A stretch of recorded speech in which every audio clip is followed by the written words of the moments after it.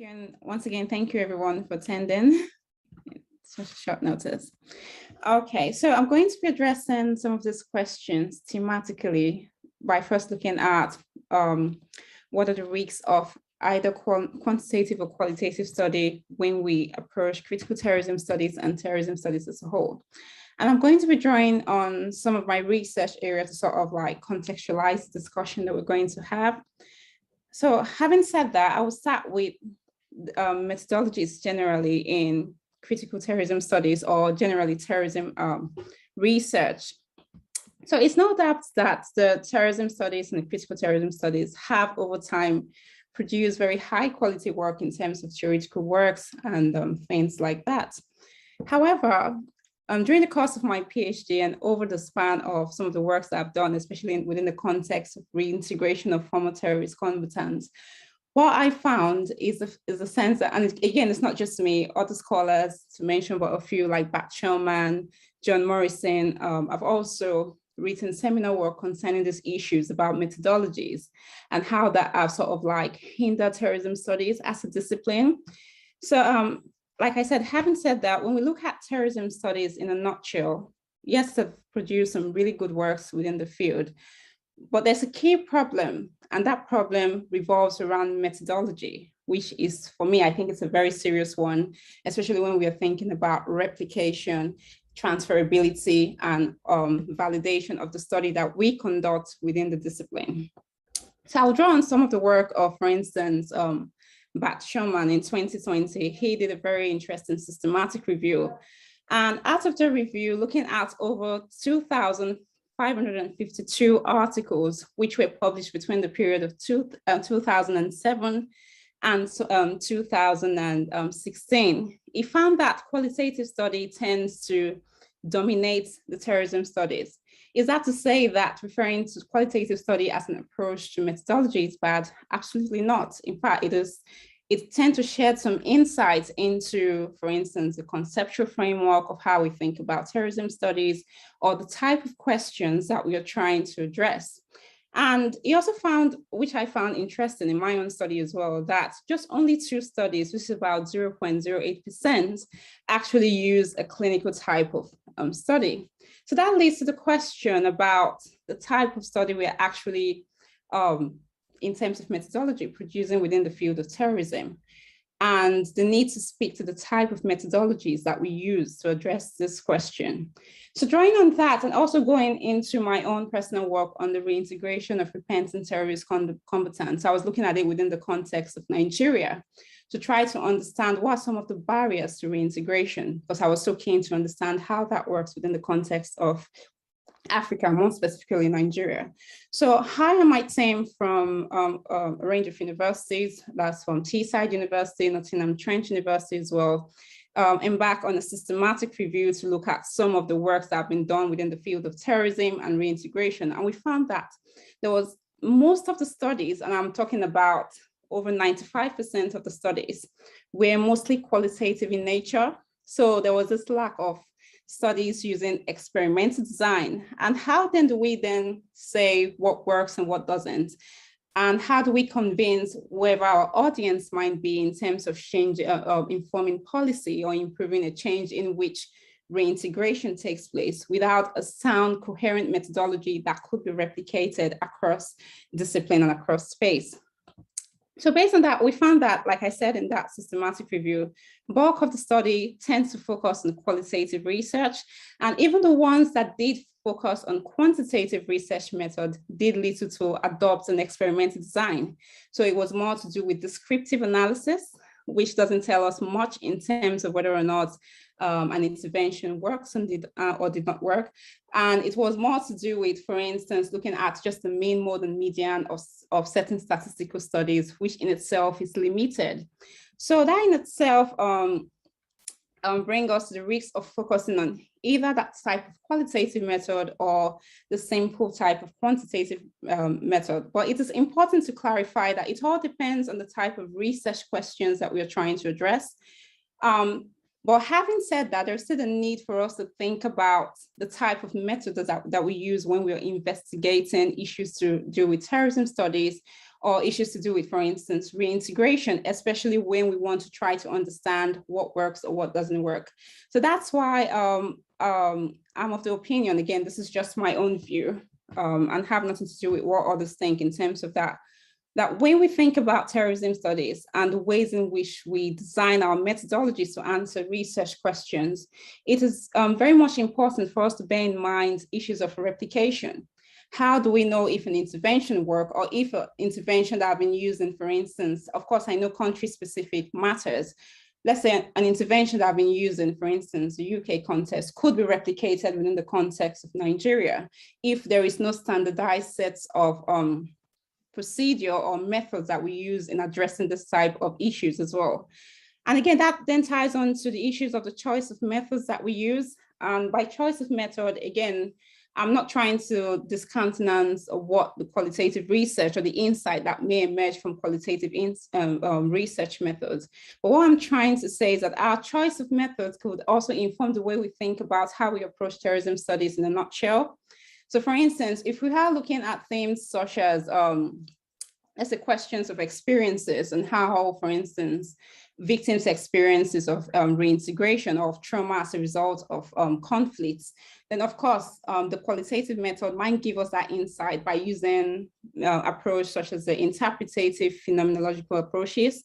But again, if we are looking at whether or not a government's intervention works for instance, preventing radicalization into terrorism, in, for instance, improving reintegration of former terrorist combatants, all those type of key questions, which I've found that there are very, very limited research that have actually used, for instance, experiments designed to investigate this very important topic. Then it might be worth us thinking through some of the approach we use to research this type of area by, for instance, adopting an interdisciplinary approach in the ways in which we carry out the study, so as to ensure that it could be replicated and it could be sort of transferable to other contexts when it comes to the field of terrorism. So having looked at that, there's also the issues of ethical concerns that may emerge when we are thinking about methodologies in terrorism studies. And again, it's not just within the field of terrorism, other fields as well also have issues of ethical dilemma to go through. So for instance, we might want to think about access to participants. We might want to think about informed consent, issues of confidentiality, and a whole range of how we negotiate this access in order to be able to effectively conduct a research that is ethically appropriate. But again, there are guidelines that help inform those ethical areas, which is good. So for instance, we have the British Society of Criminology and even the British Psychological Society that have very good guidelines in terms of how to go about conducting this research in ways that do not harm our participants, whilst also ensuring that all of the ethical norms and values are in place. So again, looking at the ethical concerns that we might consider when choosing methods. Again, when I was doing my PhD, a very good example is having access to the type of participant that we want. So it's quite challenging to get access to, for instance, those that have been convicted of terrorism and are in prison, which would take a very, very challenging approach to get ethical access. So it might be worth us thinking carefully about how that might impact on the methods that we choose. And there's also the issue of, again, if we're looking at evaluating, let's say, different type of terrorism interventions, be it from the perspective of the government, there's also the issues of skills that are available to do that type of research.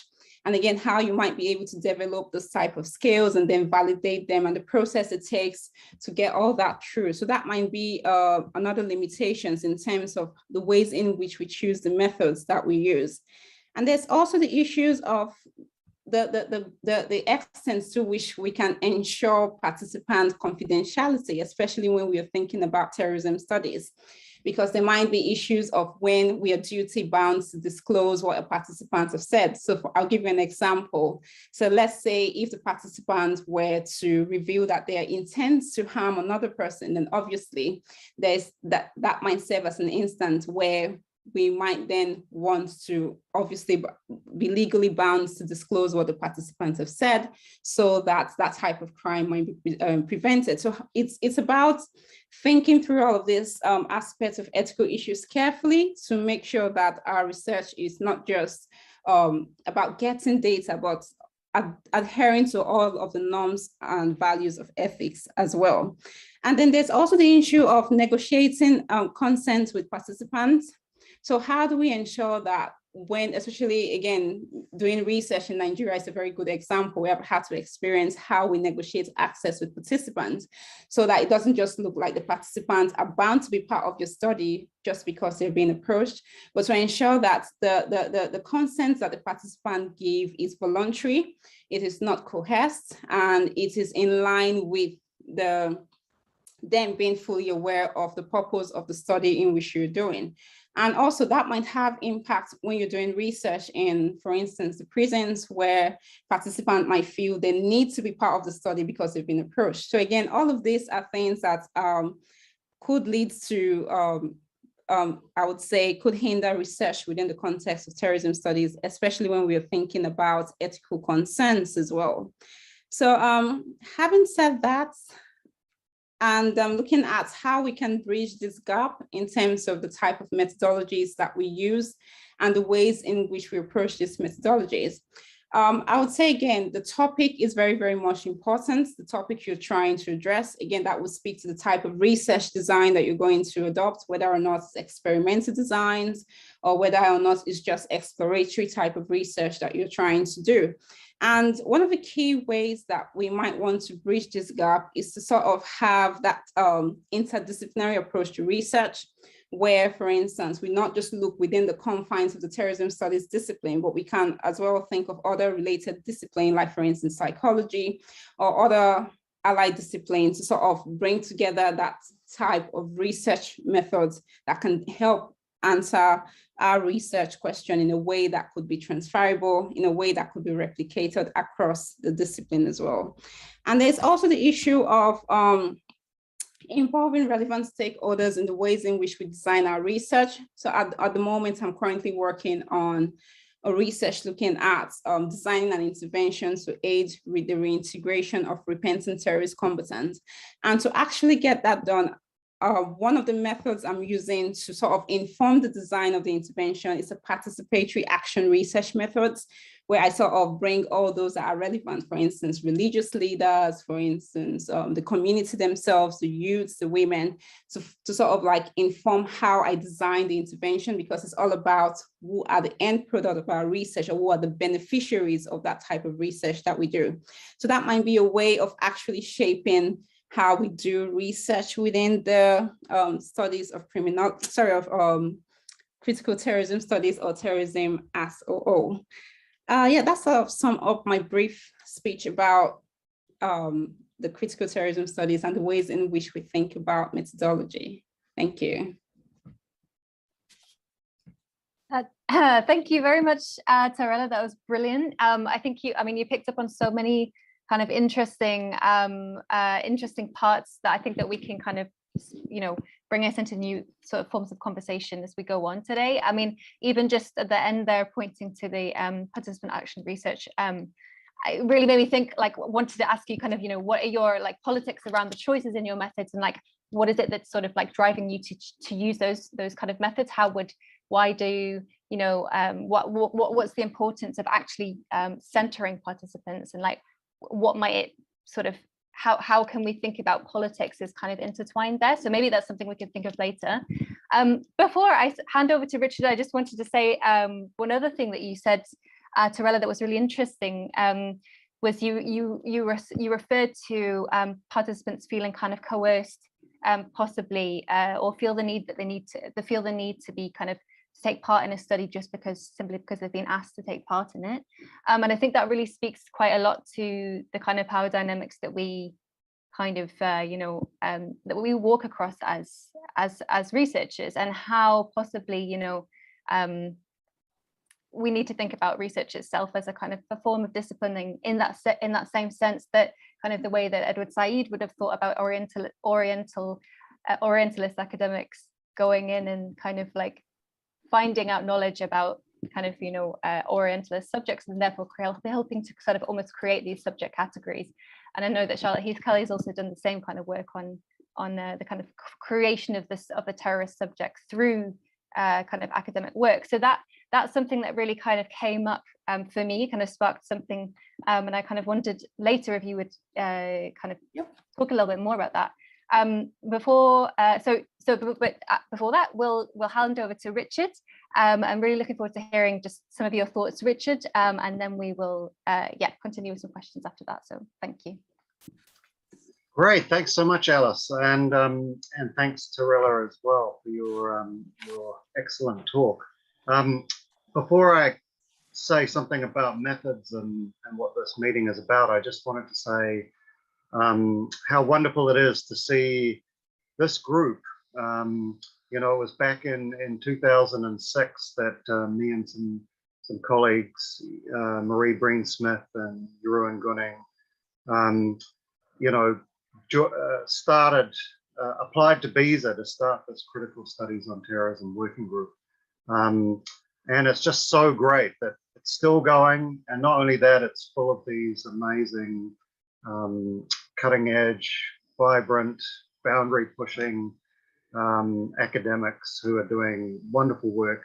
And yeah, I'm just so delighted and proud to be invited to be part of this, and yeah, to see the wonderful things that you're all doing over there and around the world. And yeah, it warms my heart. So I'm very, very happy to be part of this.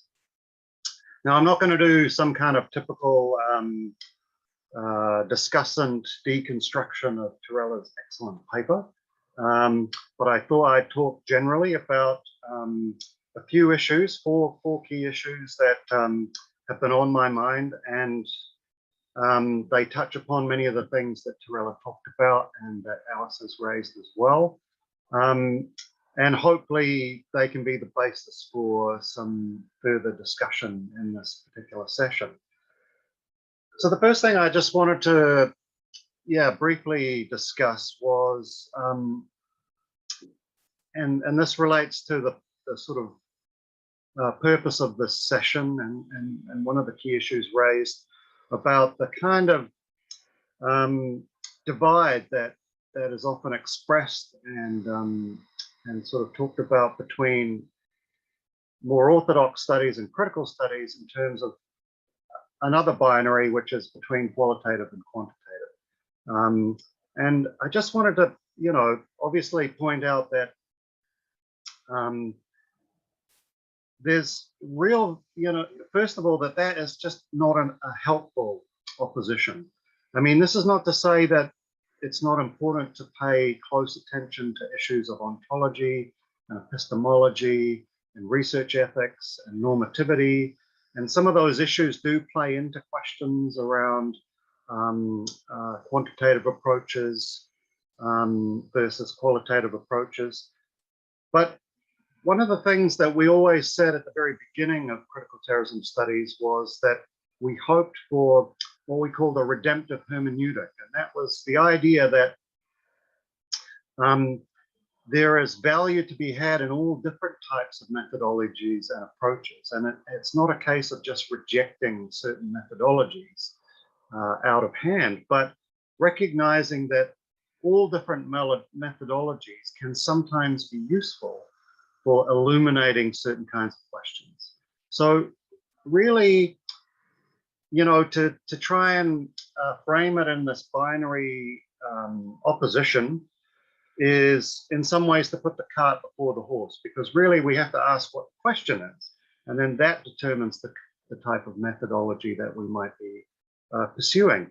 And there are lots of different questions, and there are lots of ways of asking the same question, different ways of asking the same questions, and all of those different ways might actually require different methodologies. So I think I'd like to argue that we ought to be embracing methodological pluralism, and we ought to be thinking about the redemptive hermeneutic and trying to find the value even in methodologies that we might have other kinds of doubts about, because they may nonetheless still produce research that is worthwhile or that has some kind of normative value as well.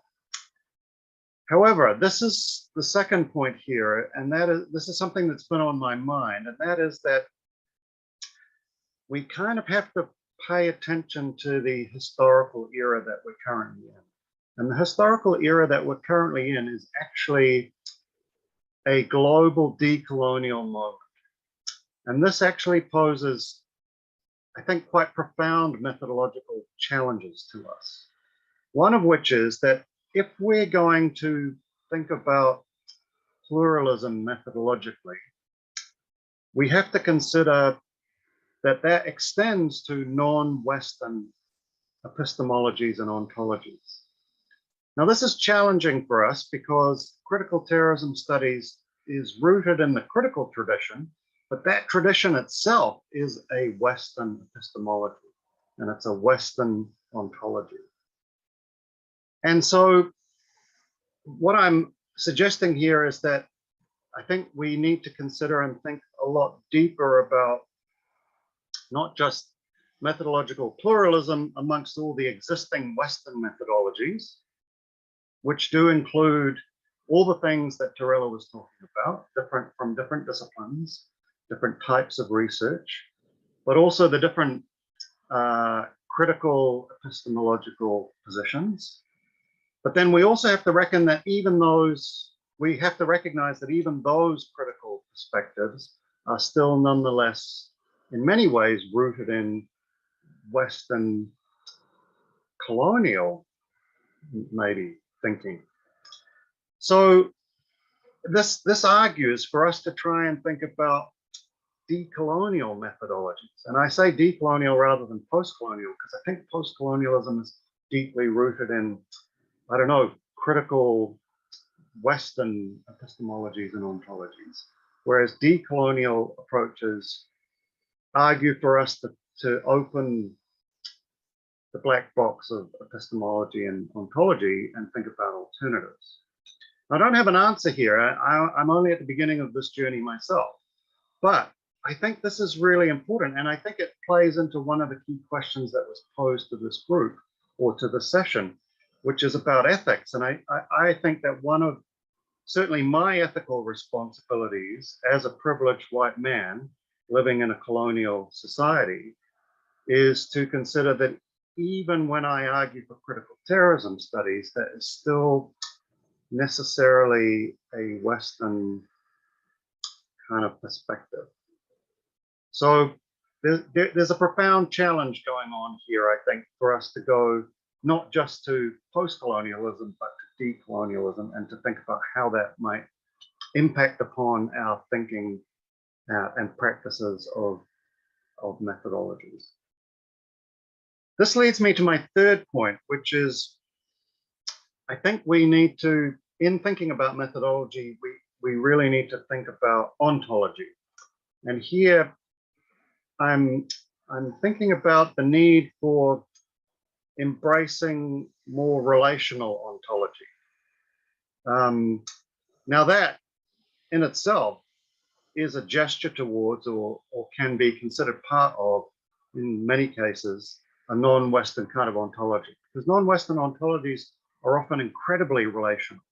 You know, they situate human beings not just as these atomistic, individualistic actors, but as part of genealogies that go back through time, you know, that are related to ancestors, or sometimes time itself is not linear, it's circular.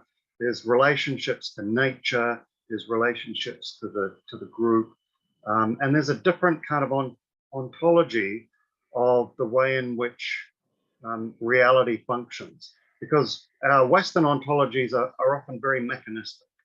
You know, we think of the universe as a machine, we think of societies as machine-like, with parts that relate to each other and that impact each other in causal ways. But that is not the same as the non-Western ontologies. They're much more relational, and they recognize the constitutive and interdependent nature of everything. Now, this again, profoundly challenges our approaches to the study of terrorism, whereby we always tend to try and treat terrorism as this self-defined, ontologically distinct phenomenon. So rather than seeing terrorism or counterterrorism as interdependent with and co-constitutive of other things in society and actors and processes, we try and separate it out, and we emphasize its abnormality and its differentiation. Whereas a relational ontology would try to focus on its connection. How is it connected to our broader cultures of violence? How is terrorist violence perhaps constituted by and part of state violence, or perhaps domestic violence, or structural violence, or cultural violence? In other words, our gaze looks to expand and to find the connections rather than to separate, isolate, and try to find those mechanistic relationships that we can try to discover the causal processes. Now, again, I think there are kind of ethical issues here which relate to recognizing the way in which the broader violences of our societies are actually perhaps not as differentiated from the ethical, the violences of things like terrorism or crime or what have you. And that perhaps there isn't that much of a difference. It also forces us to think ethically about the different hierarchies of lives that are worth securing. So, you know, the way in which we differentiate terrorism, and this is a big issue in New Zealand at the moment following the terrorist attack that we had in Auckland last Friday.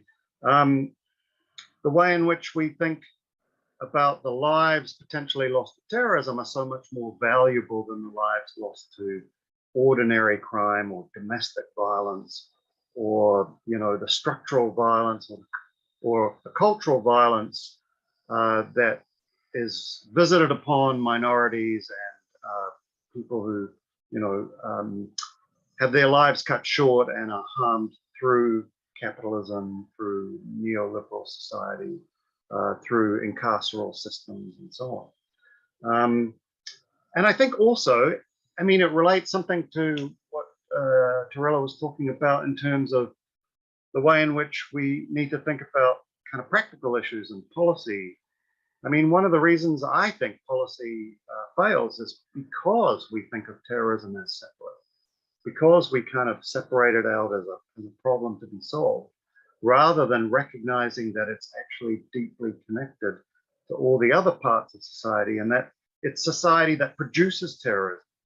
Therefore, in order to unproduce terrorism, as it were, we would have to alter society, not the individuals concerned necessarily. So yeah, and this relational ontology forces us to think about complexifying and expanding, and we have to think about, well, what's that going to look like methodologically? And again, I don't have the answer to this, but I just know that this is one of the issues that we need to think about.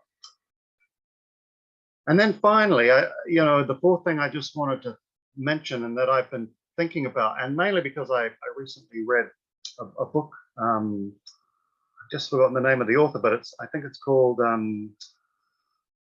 Material Bodies, Material Minds, something like that. But anyway, it's about the material turn. And I think we all need to embrace this because, again, this is about recognizing that humans and human behavior is not separate from the material world, but is co-constituted by the material world. So, you know, we know, for example, that both other species, but also the human species, evolve in relation to the material world that we construct. So we construct society in certain ways, which then has material effects on our genetic evolution and our brain evolution and so on and so forth. And there's all kinds of research that's coming out about how, for example, the use of things like mobile phones is affecting in a very material way the structure of our brains, right?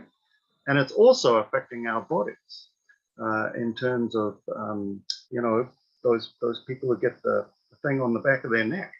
You know, so technology, material technologies are actually having an impact on human anatomy and human cognitive structures and so on and so forth.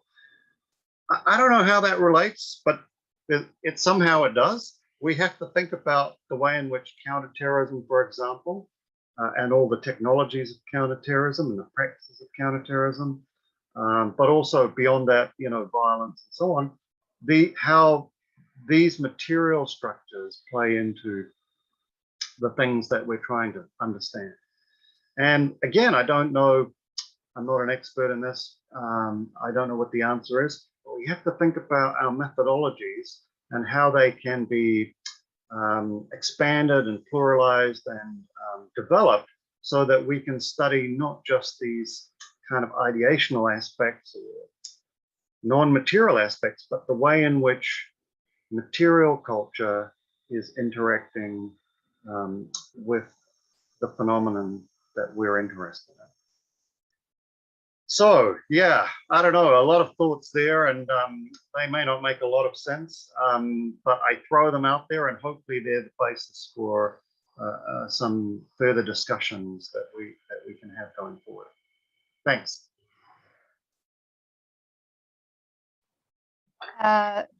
That was brilliant. Thank you so much, Richard. You really gave us so many rich things to think about, and in many different directions as well. And I think I think that we can really take what both you and Tarela have said and kind of run with it and kind of create help it to sort of guide us in the next part of the conversation. And I just wanted to pick up on a couple of things just that you said that kind of stood out. I mean, it all stood out, but I was thinking, you know, you were sort of saying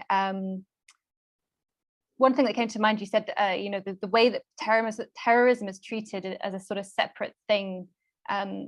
Maybe that this is something that we need to think about. Maybe that's one of the reasons that policy doesn't work. And it kind of made me think a little bit about the conference yesterday and the keynote, and actually how, in effect, quite a lot of the time terrorism isn't actually treated as a different thing. It's something that combines and seeps into our everyday practices and very much kind of, you know, colonizes practices of mental health care in that kind of sense. And I was thinking of how, you know, in the one sense, terrorism is thought of as this sort of separate ontological being almost, and at the same time it's really not in practice. It is actually the everyday, and it does sit in on everyday, and it does sit kind of in the structures that people walk through on an everyday basis as they walk down the street, as they are in the airport, and obviously in an intersectional way, sorry, kind of, you know, that will affect people in many different ways. But it's that's sort of something that kind of that made me think of this. What does that mean? This sort of differentiation of terrorism as this kind of, you know, hyper visible thing. At the same time, I was also thinking, and I was really excited that you brought up decolonial thinking, decoloniality, and I think that's something that we really do need to talk about and think about further. And it brings up so many different kind of questions as to how to do this. Is it even possible? How can we do this in an academy that's already built upon whitened structures, right? And how, you know, one thing that I was thinking of was that I over the past year for my PhD research was doing interviews with people on their experiences of counterterrorism law as migrants to the UK, and something that they felt quite a lot of the time was that the interview itself almost replicated, I mean, I don't think that I was trying to do this, but some of the things that they said suggested that the interview was replicating state structures in a way. So they would feel very nervous. That some of them didn't want to do the interview because it was around this topic, and they thought, you know, this was something that would really kind of put them in danger in the UK. And so it's sort of thinking about how do we how can we move towards thinking about decoloniality when some of the very practices we do are replicating the sort of practices of policing, practices of countering terrorism itself, and that's and then there's also the question of positionality and what my voice or your voice as white researchers, what that changes. How can we speak about decoloniality, decolonization? I think it must be in a different way. But I think that what you're saying about racial ontology, that was really, really interesting and really kind of an exciting way to kind of move along with it, I think. So I'm gonna sort of stop there, but I just wanted to kind of give some thoughts on that. I think what we'll do now, following Tarela and Richard's wonderful presentations, is just move to some questions. And I think there seem to be loads of questions in the chat. And I think possibly maybe what we can do first is go to your, as in the audience's questions, and then we'll come to Ugo and Samwel and my questions afterwards, because I think that would be good to get this moving as a conversation with everyone. So I wondered, Raquel, do you want to ask your questions, because you were the first person to say? Sure. Yeah. Thank you. First of all, I want to thank you for organizing this. It's really an amazing event, and it's so good to see other people organizing things other than the conveners. I think that was one of our aims when we took this role, and thank you for accepting our challenge. That's really amazing and really well done too. So, and I really like methods. I think that's why I really like to supervise students, because it's just so good to get to discuss methods and how to do research. And this is a really amazing session. Thank you, Tarela and Richard. You gave us so much food for thought. And I just wanted to pick on some of the things, because I think that are really, relevant for what I'm doing or what my students are doing at the moment. So I think one of the things is that qual versus quant, right? As some of you know, I come from psychology. So my bachelor and master's was in psychology.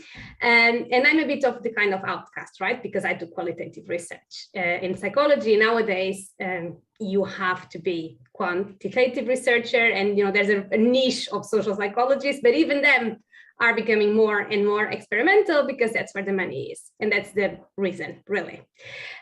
So I've always kind of tried, and even today I work with quite a few colleagues that I really like to work with, because they really have the experimental mind. But when we work together, there's always the same, the issues are always the same. It's rather hard to actually do experimental designs in this area. And that, it's quite clear. So you can do quite a lot of proxy research, right? Because, you can see, because it's about access. How do you get, for example, ex-militants, like I study, to come to the lab, sit them on a chair and strap them to stuff that will measure their eye tracking, stuff, or, all the really experimental designs involve you bringing people to the lab, right? Because if not, the more kind of social experimental stuff can be online, true. And I'm actually conducting some of it, like I'm conducting this in AIT, Association Implicit Test Association, right? And that can be online. So they read the text and then they kind of fill in an experiment. But there's loads of problems with that. First of all, you have no idea who is completing it, right? Because it's online.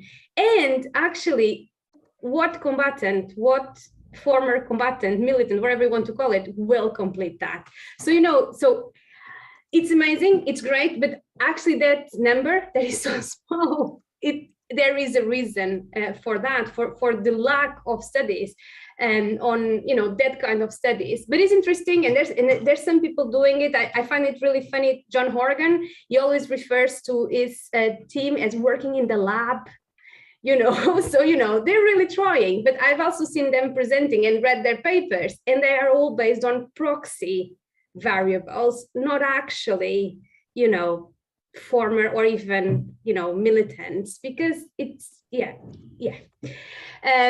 yeah, that's my first rant, sorry. But I think here is just this reflection really that, you know, you've both made obviously of, you know, what kind of method we need to answer the research questions we actually have, and now we can, you know, and, you know, I talk against myself because I'm doing some of the experimental stuff, but you know, but how can we, you know, be better at this?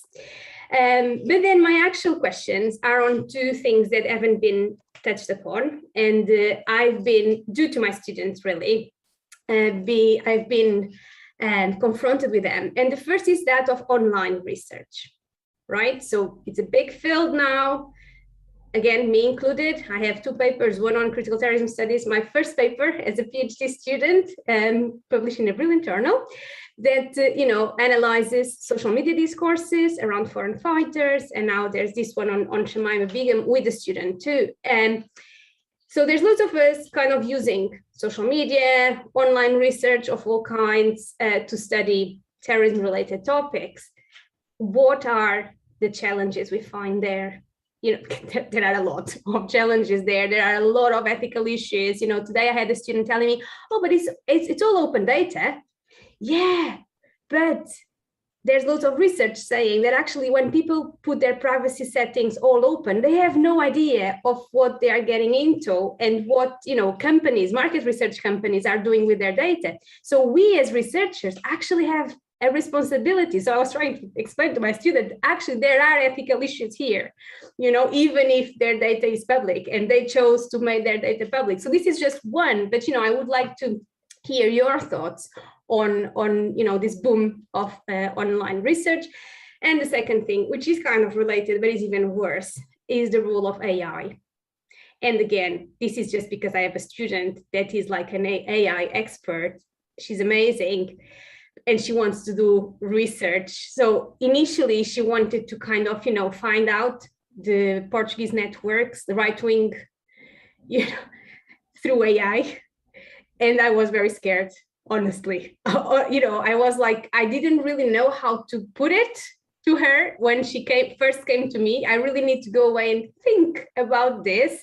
And then I tried to look for critical research on it, and there's very little, you know, so I really think we need to up our game. And I was going to send you an email, Richard, you know, to see if, and then, you know, things happen. But, you know, if people, you know, Richard or anyone here, if you know of research that has been done using critical theory on the role of AI, is mostly in counterterrorism, right? Obviously, right? We want to counter terrorism, or we or they or whatever want to counter terrorism. But, you know, so that was very scary. Now we tone it down and, you know, it's kind of going, but, you know, particularly what's happening in China, the way that they are, you know, crushing dissent through AI, right? And who says China says Afghanistan, right? What they're also using, you know, the online records and all that. So all this, I think, is very scary, but also we have an responsibility as critical researchers to have a voice here and to conduct this kind of research and actually do it, you know, with this responsibility in mind. So I would love to hear people's thoughts on this. Thank you. That's brilliant. Thank you. Thanks so much, Raquel, and thanks for your thoughts as well. Should we take a couple more questions and then we can have Tarela, Richard respond, and then also maybe if other people have, you know, thoughts on this, because obviously we're talking about methods, talking about many different methods. Other people in the audience might you know, have things to say about the kind of online research and AI that Raquel has pointed to. So we have, I know in the chat we have also I think Mohammed, is that I think yeah. I don't know if you wanted to also ask your question out loud, or I can. Yeah. Okay. Basically, yes. I just wanted to bring in this counterterrorism kind of methodology. I mean, how far from basically the researchers and their experiences, how far the use of, say, the securitization Copenhagen School could help understanding counterterrorism?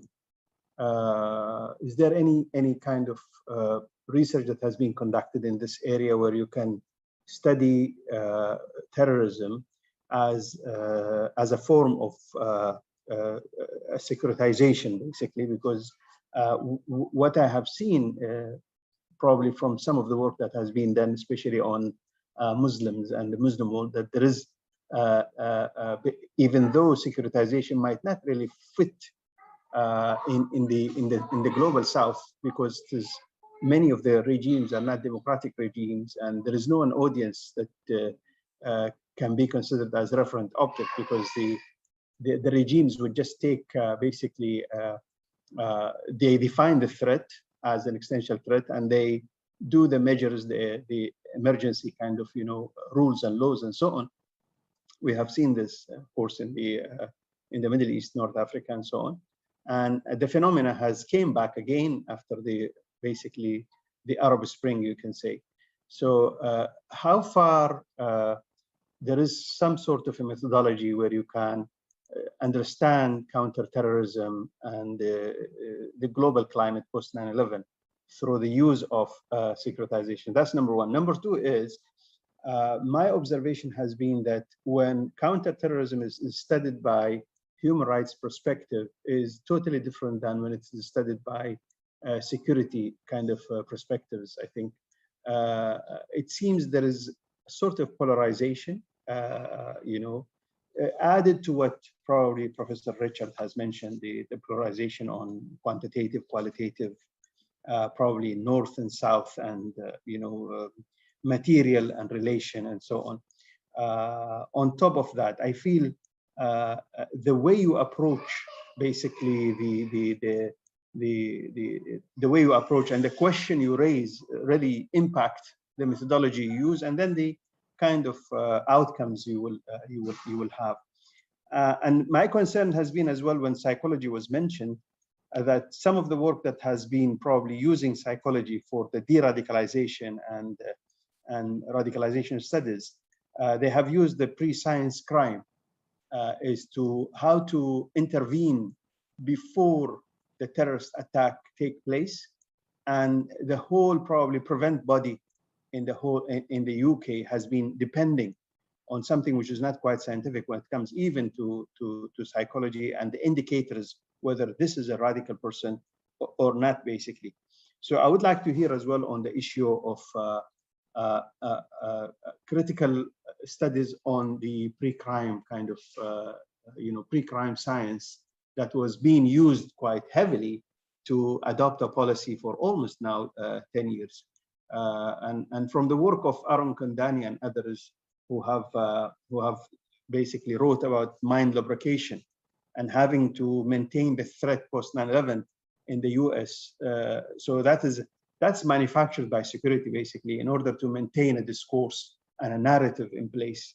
So it's quite difficult, really, to basically get into quite objective and scientific results, basically, when it comes to, when you see, I mean, researchers are talking about mind lubrication and fake operations or fake stuff that has not really been fully understood, basically. And last but not least, of course, is there a possibility where researchers from the global South and researchers from the North can have really, probably a new critical studies school that is not, as Professor Richard quite rightly mentioned, that even the critical school is a Western school at the end of the day. So it has its own flaws, because the way it perceives the world and the way it perceives things, basically, it has its own influences by the genealogy of that school. Thank you very much. Thank you very much, Mohammed. Your questions are super relevant, and I think picking up on so many different aspects of what we've been talking about so far. Should we let's go through we have quite a few questions here, so let's go through these, and then Tom, if that's okay, to go back to you afterwards. And I think Ahmed as well maybe had to stand up. So maybe Tarela, if you think is Tarela here? Yeah, I can see. Sorry, she just disappeared. Tarela, if you're around still, would you feel free to respond to any of the questions you'd like to, and then we'll pass it to Richard. All right, thank you so much. Yeah, I think the questions are really brilliant, and yeah, they're really good in terms of the context and the ways in which they try to tease out some of the complexities in this area of methodology. So I'll start with Raquel's in relation to the issue of access. And I think that's a very big issue when we think about terrorism studies and the ways in which we think about using research design. And I also, again, looking at my area of research, which is about reintegration. Even though my area focuses on reintegration of repentant terrorist combatants into the society and how the community accepts these categories of person, I still struggle with access. So for instance, struggle with access of those that have suffered trauma as a result of the terrorist activities, and how I negotiate this access as well, because again, it has to go through a robust ethical approval for me to be able to actually go and carry out these research. And at the moment, I'm still, again, because I'm trying to carry out a randomized control trial, and I would say that it's almost 6 months through the process, and I'm still working through the ethics to actually do that, which is to tell you the difficulties in getting access.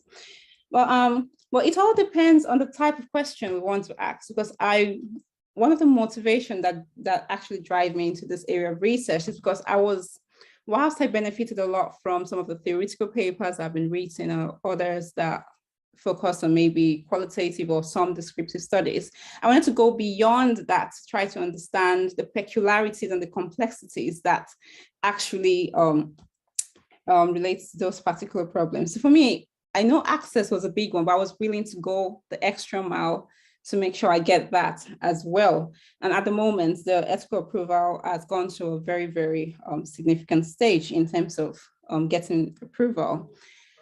And again, when we think about access from another context, especially as it relates to the type of answers that we want for our study, I would say that when we look at issue of access, again, from a community perspective, how do we get access from the community to, for instance, talk about the trauma that they suffered from terrorism and how that could impact on their reintegration of those that have now been de-radicalized and subsequently reintegrated back into the society.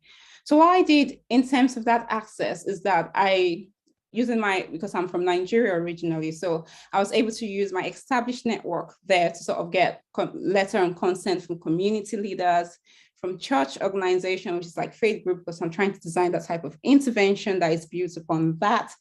And through that way, I was able to get some of those letters, and as part of it, to then get the ethical approval that I was mostly in need before I can proceed with the study. Then in relation to what kind of method we need to use to answer the question, I think I've touched upon that a little bit, and that specifically relates to the type of questions that you're trying to ask. So obviously, if you are looking at questions that are exploratory in nature, then obviously a qualitative approach might help to sort of get some of the peculiarities of that topic. But again, if we're looking at more experimental type, like evaluating whether an intervention works or trying to see whether or not a particular type of intervention is effective, then we might need to go beyond the mere exploratory design to more experimental design that takes on board some of the issues relating to effectiveness. Or again, you then have to think about your epistemology and then your ontology and issues of objectivism as well. Then in terms of Mohammed's question on how securitization can help understand counterterrorism studies, I think that's a bit complex, and I think I will leave Richard to answer that because I'm trying to understand the context in which that relates to methodology. Or would Mohammed like to shed a bit more light in what he means by securitization and how that can help understand counterterrorism? Is it in terms of the methodology, just to clarify?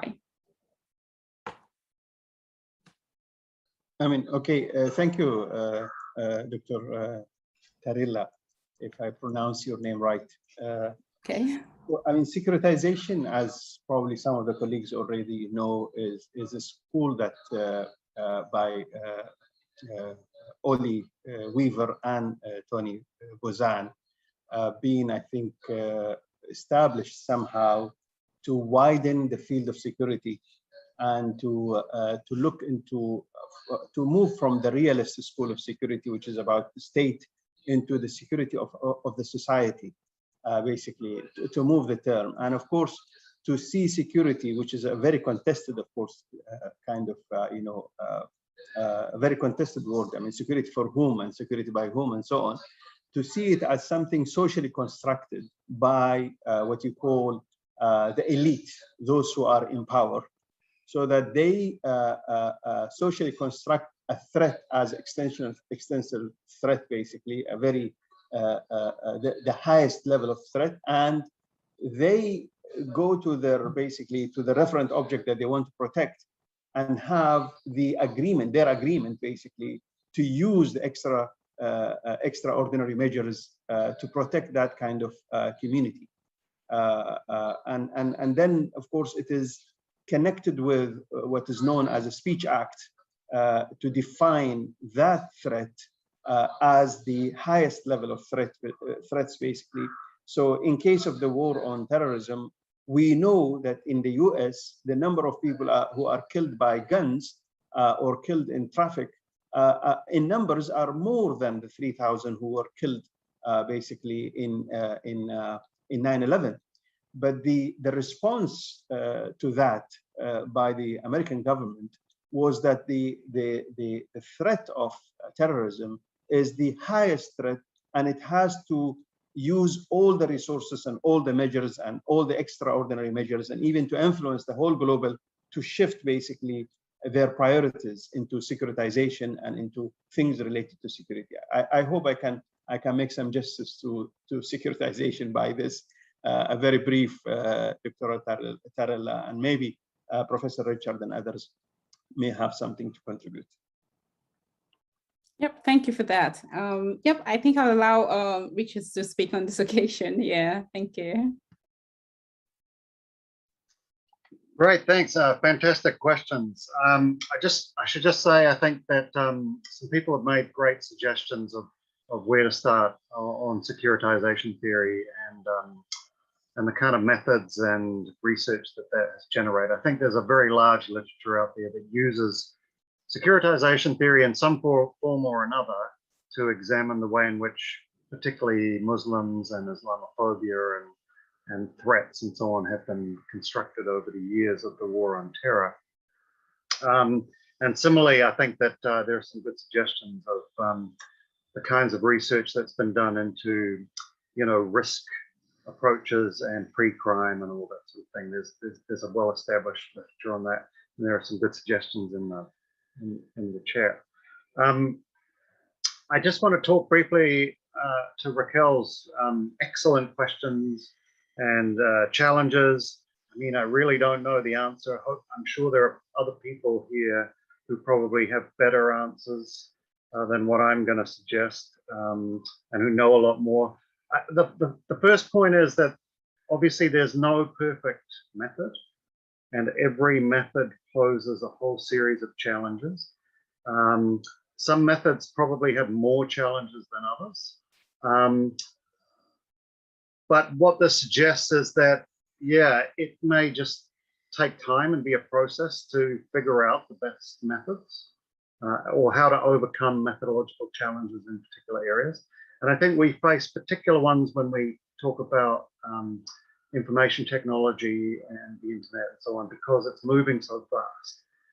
And also because it's so vast, and the amount of data that's being generated and the speed at which data is being generated and collected and constructed and so on is just happening so quickly. Technological advances are so fast that it's very hard to even keep up with what's happening, much less figuring out how to do good research and so on. But I think whenever you face a methodological challenge, you have to first of all think about, well, what are the particular practical challenges involved and how am I going to overcome them? And then you've got to think about, well, what are the ethics and what kind of ethical issues do these methodologies pose?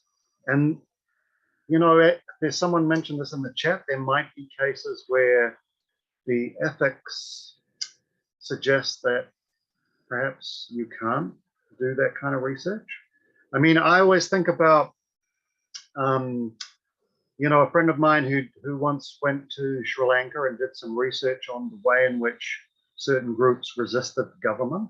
and then realized that she couldn't publish this because that would endanger those groups, because ways might be found to counter that resistance.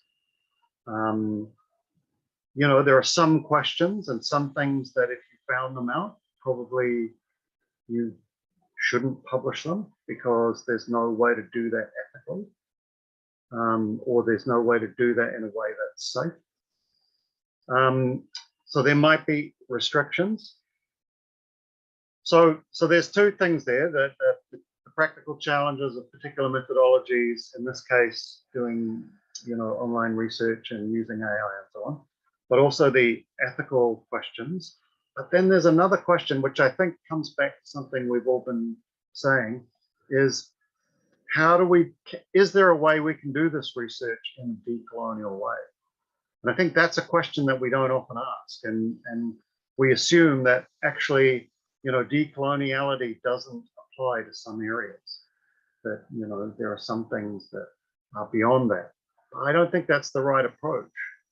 I think there's a challenge here and a struggle to think about how can I do my research in a way that is not going to be a continuation of colonial methodologies. How can I decolonize my research and its methodology? And it may not be obvious in certain circumstances, and there may be real challenges with that. In terms of, yeah, online research and AI and stuff, we may have to think about the digital divide and the way in which, you know, perhaps this kind of research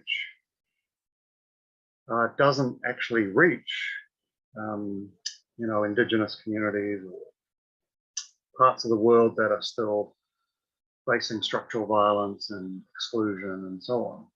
And then we might have to think of other ways of doing the research. Yeah, those are just a few thoughts. And then, you know, the question about, is there a way in which we can have a decolonial approach that brings together global South and global North scholars that doesn't, you know, just remain dominated by the Western kind of canon and the Western approaches. I hope there is. There must be. And if there isn't, we've got to figure it out. We've got to try and construct it. And I think critical terrorism studies is the ideal place for that, because, you know, reflexivity is one of our core principles. And we need to think as critical terrorism studies scholars, how do we decolonize CTS? That's got to be one of our aims over the next few years, I think.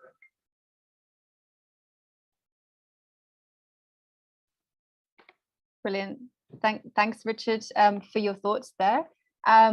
Just before we go back to the next round of questions, I just want to say, Mohammed, on your question about securitization school, I also know that a lot of kind of post-colonial feminist approaches to securitization will think it through, you know, process of state formation and kind of like going back to how was Egypt, for instance, created and formed as a state, and what processes helped sort of shape it in that sense, and therefore how can we think about the securitization of certain you know, parts of the community of Egyptian society, for instance. I know that Nicola Pratt's recent book does work to do that, so that could be another interesting approach if you wanted to have a look at it. Okay, so we have a lot of questions. I think I've got the order right. So I think originally we had Ahmed, who had a question. I don't know if you still have one, Ahmed. And then we have, after that, we have got Tom, and then we've got Anna's question in the chat, Shirley's question in the chat, and then Amna. That's just in the order I saw them up here. So let's go to Ahmed first, please. Thank you. Thank you, Alice. And thank you, the other Alice as well, Alice Martini, for the invitation and for everything you're doing with CTS working group. And thank to everyone. I don't have a question more than an engagement, if you allow me, and I will try to stop my soul monologue. So please feel free to just, Ahmed, that's it. One quick respond to Raquel. I really don't know why you panicked. like Deleuze, Antonio Negri, Michael Hart. Since the 80s, they talking about society of control and all this emerging technology. I think you don't have to panic more than like, okay, it's fine, fantastic, we support you, but could you read this one first before you getting into this crazy Steven Spielberg mentality of we controlling people? So just like a trick for supporting your students. For Richard, of course, brilliant. Thank you very much for being Richard Jackson, who inspired us always.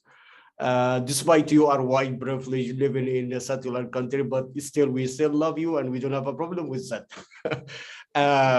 For Tarela, I would like to engage with you. You mentioned 3-4 points, but one of the things, and I highlighted in IR as well, is the invisibility of non-English form of knowledge. Like you talk about 2,500 articles. I have no doubts 90% to 95% of these papers are published in English. And you have, it's just you're talking about 10-15% of the world population, and you still have 80% are non-English or non-Western, and they still produce knowledge. You have a problem because you don't speak the language. It's your problem, not that there is no other form of knowledge outside the West, which will lead me to my second point. Richard, you kindly mentioned that this is no more the dichotomy between quantitative and qualitative. This is, as you kindly put it, like this is really like the new dichotomy between colonial and decolonial knowledge. And if I can say something, and I don't know if it's a secret or not, but I am actually drafting a call for a special issue with Critical Terrorism Study about decolonizing CTS, and we trying to finish it and we submit it to the journal as soon as possible. So if I can say, this is not the critical term, this is the D term, DE, like you can count at least 7, 8 decolonization, decentering, degendering, de-racing, de-orientalizing, whatever you can call it. This is among, and this is not anti-Western or anti-colonial. And this will take us in our draft about the post-colonial and decolonial. It's a very methodological and epistemological discussion. So what exactly here, it's not about talking about, I'm really sorry, don't take it the wrong way, but it's not about difficulties. It's not about challenging. It's about we need to stop talking and we start to practice this new methodology in our publication. Like one of the things, I wrote a paper, it will under review now with a big journal, and it was after like 1 year, but the main correspondence, why you use this particular author, we don't know him, and his papers or his books is not in English. And I said it's a part of epistemic disobedience, it's a part of decolonization, but the problem, as you said, about the hierarchy of academia, I have to publish in this particular journals or this particular university press to be acknowledged, to have the credentials that I'm a scholar and I have a voice and I exist. But if you publish it in a journal that published since the 50s and read all over the world, like the UNESCO journals or the Senegal Dar es Salaam School with Samir Amin and dependency, when you're talking about different form of knowledge. This is a big challenge about not only talk or acknowledge there is indigenous knowledge, but we need to start practice these methodologies. And actually it exists, and it's just like one of the things Edward Said mentioned, like the problem, for example, with Middle East 50, 70 years ago. You can find someone like Hamilton, like Manson, they read Arabic, they read classic Arabic from 9th century. But now I doubt it. It's like 5% of 9% of the people working in Middle East speak Arabic or reading in Arabic, which is not about, you know, the language or the culture appropriation more than you have the appropriation of this region, of this knowledge, of the way people think. It's not only about ethical or, I'm sorry, like I'm working, I try to work with interviews, but not my interviews life were in danger, my own life was in danger. So it's not about even the responsibility of researcher toward other, it's the responsibility to save ourselves, to be able, and Richard knows that since I kindly share my work with him, that it's our own life, not only our interviews. The second thing, or the third thing about decolonializing methodology and what is in indigenous knowledge. It's not about the ontological or the epistemological more than about acknowledging there is other form of modernity, not only alignment or not only the Western modernity, there is other form of modernity, like the whole issue about modern state or Weberian state, why we keep forget this is only 100 years.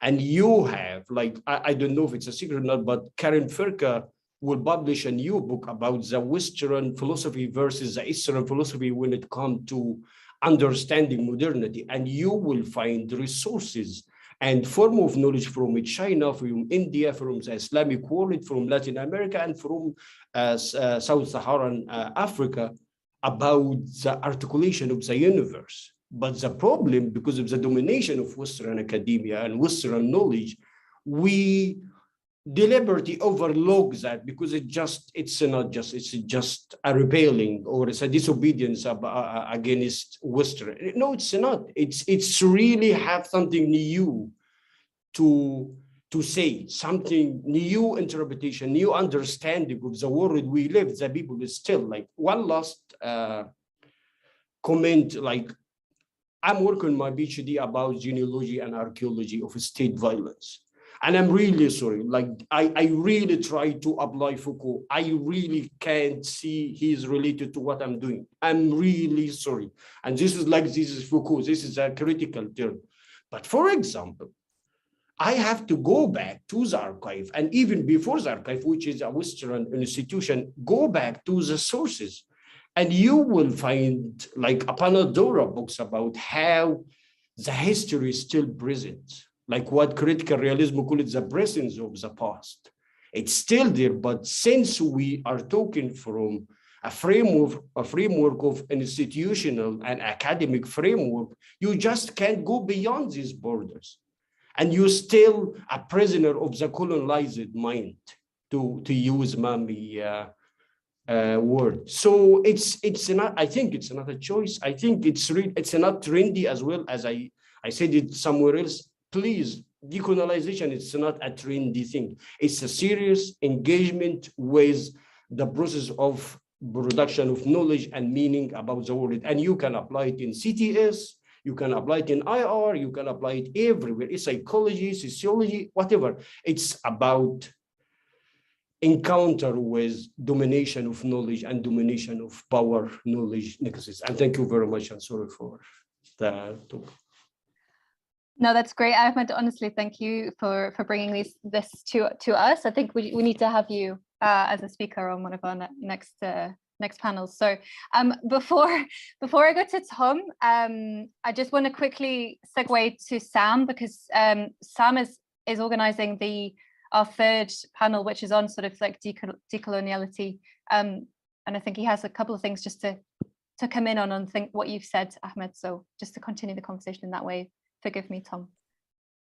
Oh, thanks, Alice. I think I may just want to put up one or 2 points that will cut across the comments by Mohammed on securitization and the issues of global South-North kind of nexus, and then Ahmed's discussion of the knowledge production aspect. Actually, both issues are really relevant for our third panel that will be talking about decoloniality and aspects of knowledge production in CTS.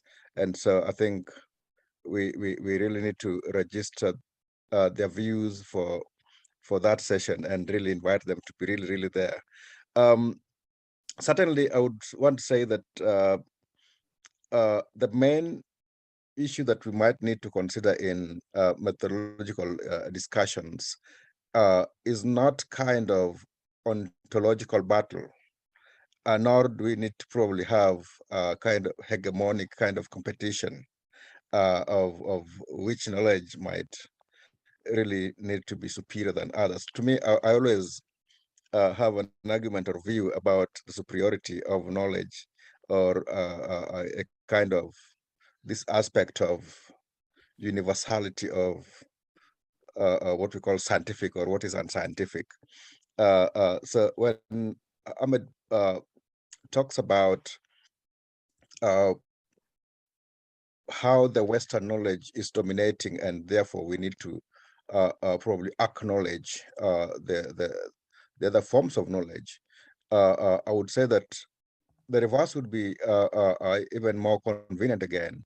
Let's have these kind of alternative forms of knowledge coming up strongly, because it's not probably a mistake of the West to produce their knowledge the way they produce it. It's only a problem when now there is nothing else that can show that this is another side of this thing. So then at least we decolonize when we are not trying to challenge just because we are unhappy, but we challenge because we show that, yes, this is another side, another perspective from which we can look at this, so that we produce more lenses of seeing this kind of knowledge. And this would give us more discussions and more conversion between the north-south kind of nexus that Mohammed was talking about. Perhaps I can just give it a touch on that. And then I would add it to probably to what Tarela was discussing. Yes, if we push ourselves so much into qualitative and quantitative aspects, truly, do we capture what we think needs to be captured? And then we say, yes, we are cool, we are home. And again, all these issues of discussions and methods dealing with human participants is an aspect of believing the answers were given, whether it is an interview, whether it's whatever. So to what aspect do we want to believe that this that we have been told by the participant is worth being part of our evidence, whether it is qualitative or quantitative? So then we trust on it.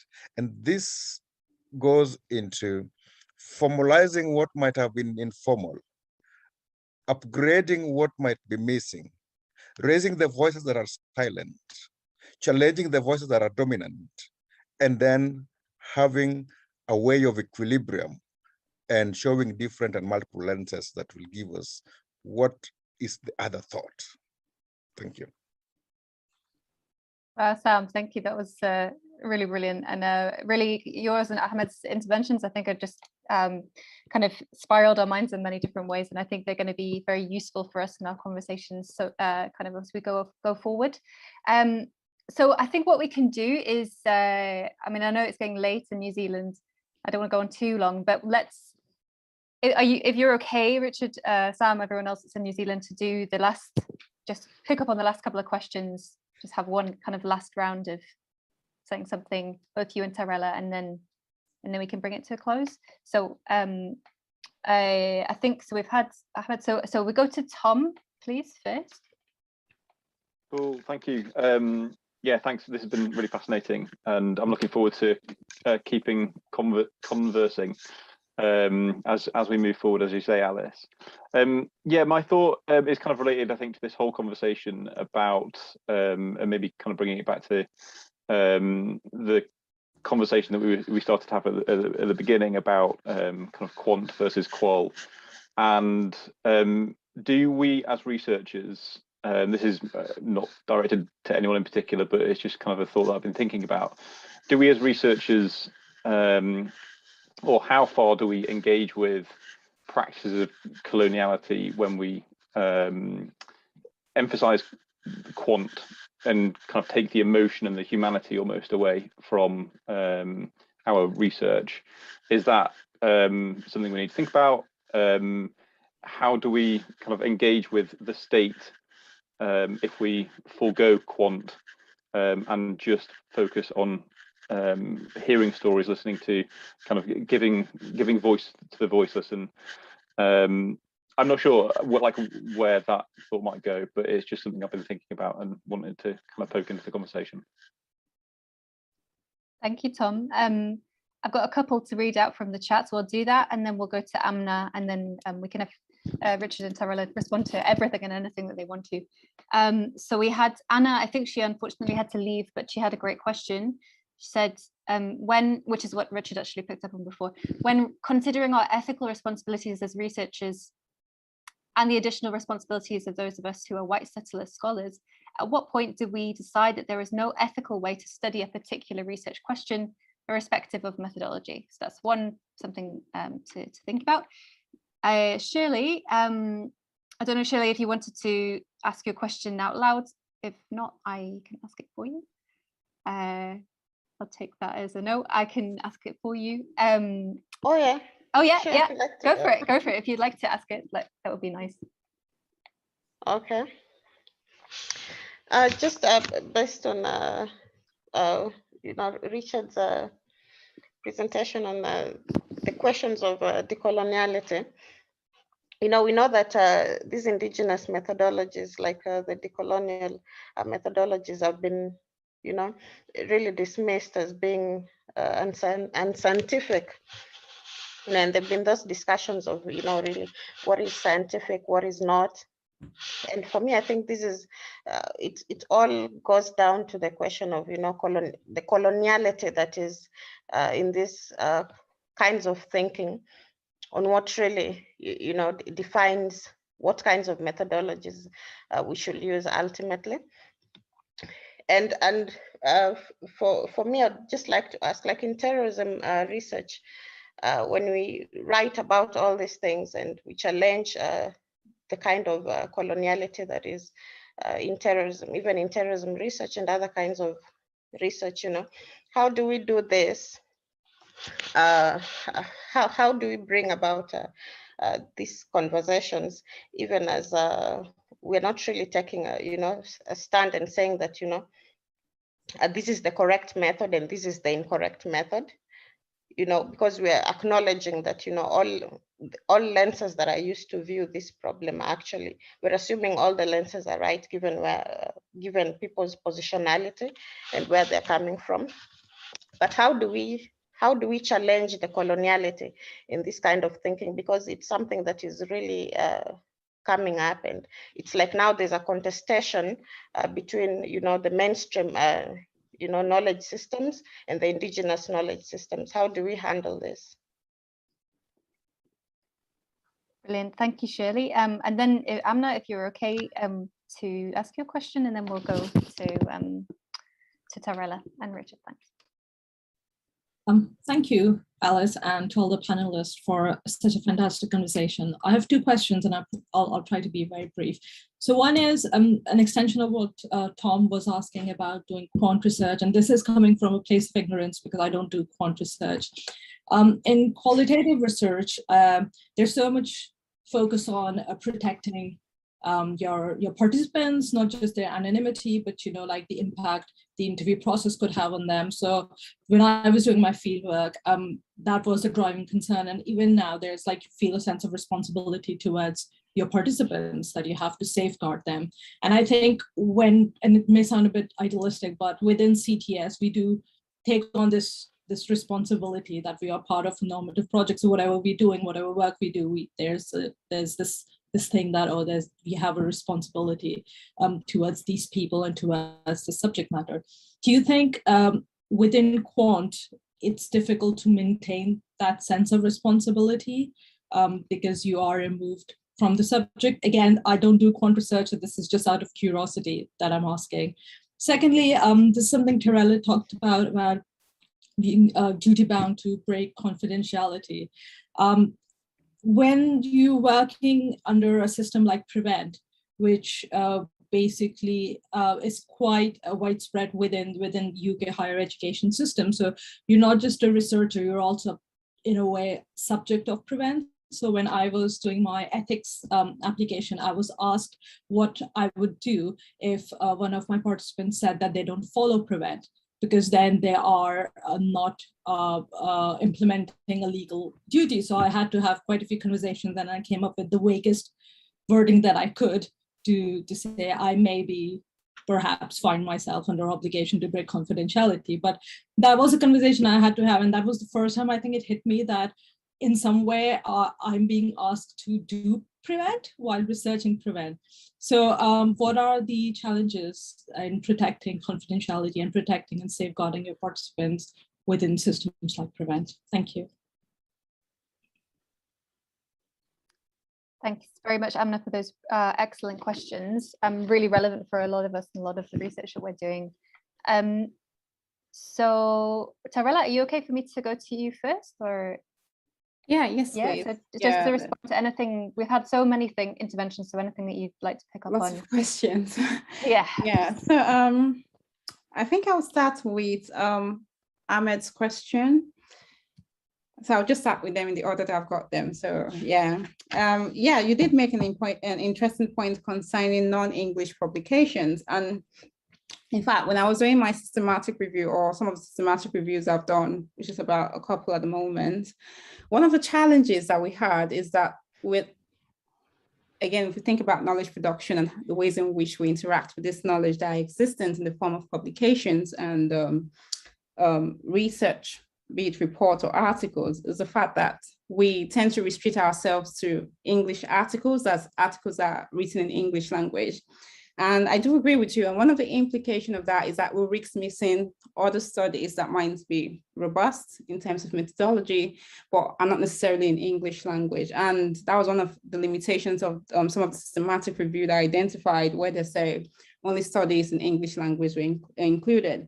But regardless of that, of course, language is also always a barrier, especially when there is no English language interpretation of that type of study. Then we do risk the fact that we might miss robust methodology. But regardless of that, even when we did some initial scoping review, just to see some of the articles that deals with, for instance, reintegrations and the type of methodologies that have been used to research that particular topic, we still found that very, very little. And when I mean little, in fact, I would say within the context of Nigeria, mine will be among one of the first sets that is evaluating a particular reintegration program. That's to tell you how scarce research that have actually adopted especially the experimental design are within the field of reintegration from the context of Nigeria, for example. So yes, English, the non-English publication is a big issue because we don't have interpretations for those ones. And again, funding is an issue because if you don't have the funding to pay for an interpreter to sort of like translate those articles, and it's very, very unlikely that you would want to include them in your systematic review or whatever studies that you're doing. But yes, you're right, it's really an issue in terms of the knowledge that we get of the methods that are being currently used at the moment. Then there's also the question on ethical responsibility, where at what point we draw the line as to whether there is no ethical way to study research irrespective of the methodology. For that particular one, I would say that when you do not have informed consent, of course, we know there is covert and overt research where the researcher might just be embedded in the research platform without the participant actually knowing that there's a research going on, but that's quite a different scenario, and there's an ethical guidelines for that as well. Well, my own way of putting a heart to research in my own way of practice, in line with other ethical guidelines, is that when the consent is not informed, so for instance, when you tell the participant that this is what I'm trying to do, you give them the participant's information sheets in consent form, and yet they are not willing to take part, then at that moment, there is no point going ahead with that type of study, like with that participant, because that would then be that you're breaching the ethical line. So one of the guidelines I would say, or I would suggest, is that when you do not have that informed consent from the participant, either because of mental issues or either because they're not willing to take part in the study, then at that point, you know that there is no point engaging beyond that level with the participant, but then that would then be breaching ethical guidelines as well. Then there's also the question about confidentiality, about bound to break confidentiality and the issue of prevent. I think that's a very big one. And yes, that's a very valid question you raised about whether at some point you thought you were actually enforcing prevent whilst at the same time recession prevent. Confidentiality is a very big one. And especially when you're doing research of sensitive topics like terrorism, extremism, radicalization, de-radicalization. It's something that, of course, participants might tell you things that you might be like, have they crossed the boundary in which I am now meant to disclose what they have said? So I would say in relation to confidentiality, it's, I think at that stage, we as researchers will need to think about what they have said and the potential for it to cause harm. So is what the participants saying likely to cause harm to another person or likely lead to the commission of a crime? If it falls within those thresholds, then my own view on it, again, it's just my suggestion. My own take on that is then that we are duty bound to sort of like report to the appropriate authority. So again, there is, like I said, there is no hard and fast rule about this. It's just about weighing that balance to ensure that we as researchers are safe and the participants or those that might be directly affected, either directly or indirectly, are also safe. So it's just about drawing that balance to make sure that harm is not caused as a result of we doing that research with the participants. Yes, I think I've pretty much addressed the one relating to methodology, and then I'll leave the rest to Richard.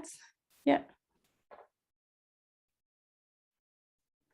Great, thanks. Look, so many really great questions and comments there that I couldn't possibly do justice to even a fraction of them.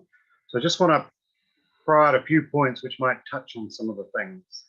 I think Ahmed's comments were brilliant, and I really hope he's there for the decolonial session as well, and maybe invite him to be a speaker. He's got fantastic things to say. Just one of the points I would make is that in thinking about all these questions, I think we do have to have some appreciation of the knowledge power structures within which we work and try to do research.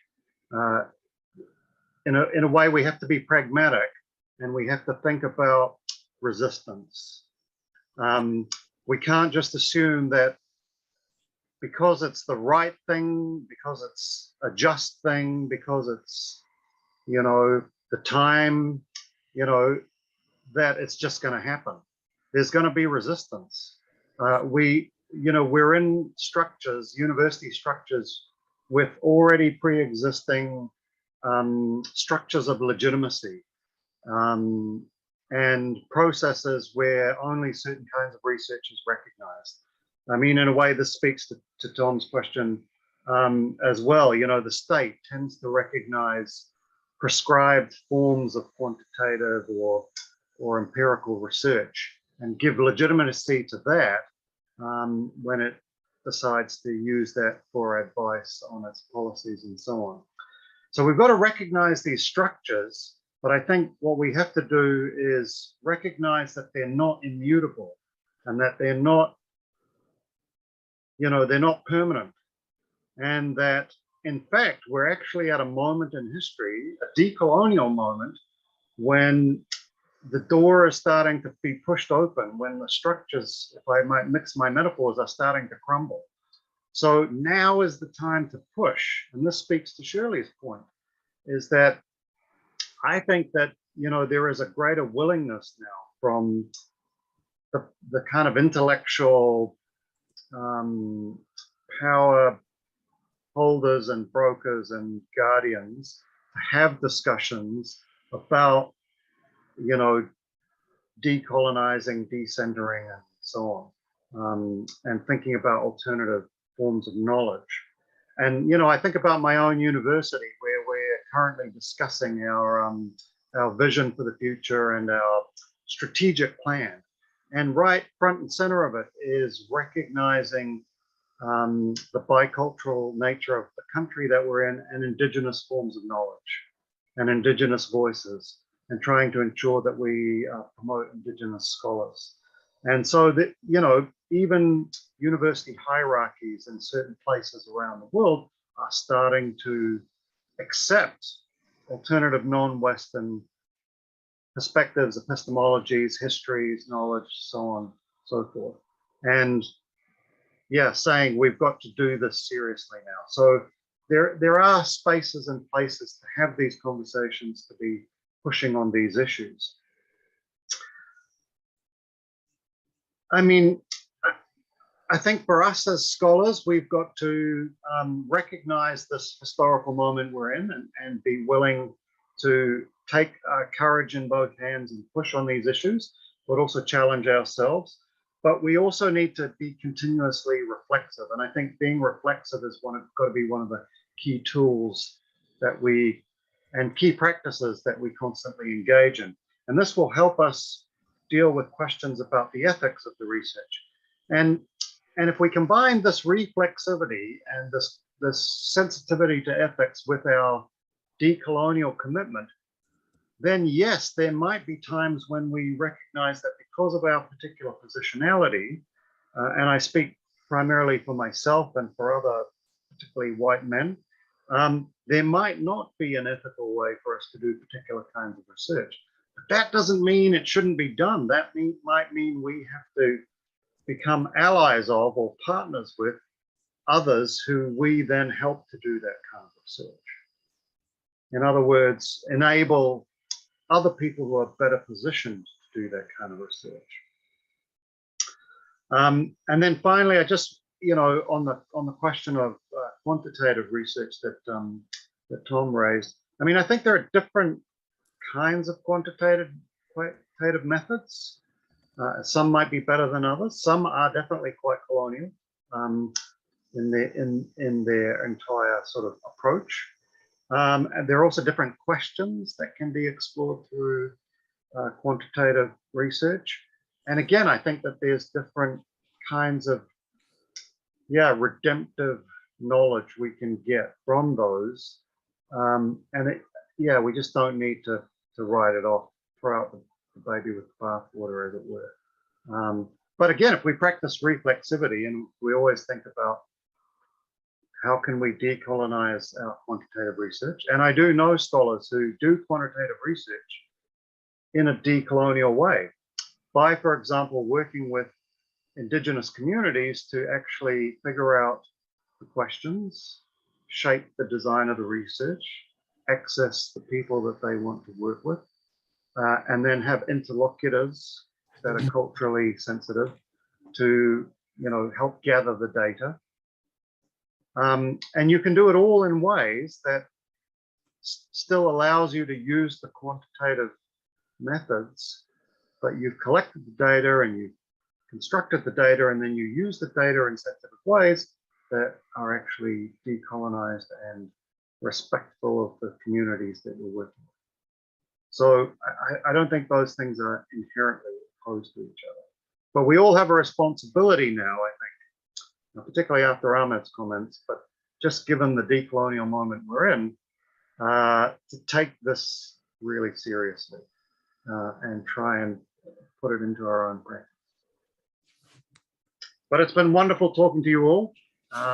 Like 1 o'clock in the morning here, and I'm definitely ready for bed now, but I wish you all the best with the rest of your conference and other sessions. Look forward to seeing you again at another methods discussion, perhaps. That's excellent, and what a great note to end on, Richard. Thank you so much for your insights today. We're all super excited to have you here, and you really helped to guide our conversations. And I want to thank also Tarela for her wonderful presentation. I think she brought some really, really interesting key kind of debates to the floor and helped to spark some new conversations too. And finally, just to thank each and every one of you for being here and those who contributed with some really, really important kind of things that we need to be thinking about. We will be, just before we end, just to remind you that we will be having 3 more sessions. The session Sam is organizing will be specifically on decoloniality, so we can have this conversation further and move throughout it, really kind of get into the kind of the nitty-gritty of it, which will be really, I think, really interesting and needed as well. But first, before that, we're going to have the second event, which is scheduled for the 6th of October at 11:30 a.m. UK time. And that will be looking at the kind of engagement between critical terrorism studies and political science. So research on parliaments, political parties, political ideologies, public opinion, civil society actors. So that's something a bit different for the next one, and that will be organized by Ugo and chaired by him too. So and we'll send you the link round through the email list, I think, somehow.